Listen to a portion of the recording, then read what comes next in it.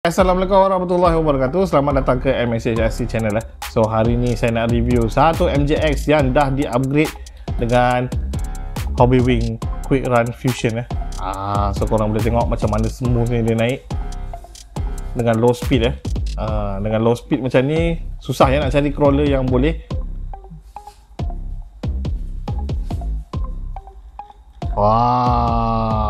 Okay. So kalau korang tengok kat luar biasa je, tak ada perbezaan daripada H12Y Plus tu. Kita tengok kat dalam.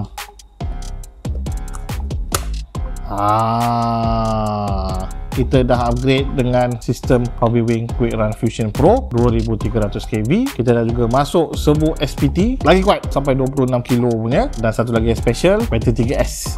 Motor ni boleh support sampai 3S. Korang tengok dia punya crawling tadi, dia punya power tu boleh keluar lagi sebab dia pakai bateri 3S. Macam biasa, receiver dia dah waterproof, dan juga kita dah upgrade dia punya remote pada remote Dumbo. So apa yang specialnya, macam-macam lah korang boleh buat. Contohnya dengan auto cruise yang boleh jalan slow ni. Korang pusing macam tu je, pusing sikit je dia boleh berjalan dah.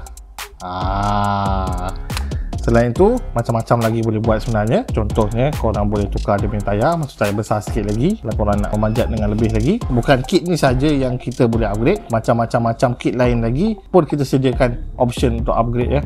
Mana-mana crawler lah, senang cakap, korang boleh masuk Fusion Pro ni. Memang sangat-sangat berbaloi. Korang akan improve korang punya trail, jalan trail tu, dan juga korang boleh improve korang punya line dekat masa racing nanti. So memang sangat-sangat best pakai Fusion Pro ni. Ni sekadar 112 ya, tetapi dia punya barang-barang dia dah masuk barang 110. Ok, so kalau korang nak dapatkan barang-barang upgrade untuk H12Y Plus ni, ataupun korang nak mencari crawler yang sesuai untuk korang, bolehlah singgah ke MSH hari ni. Kami juga sediakan SP untuk korang. Kita juga ada postage ya, so tak ada masalah, kita boleh hantar ke seluruh negara.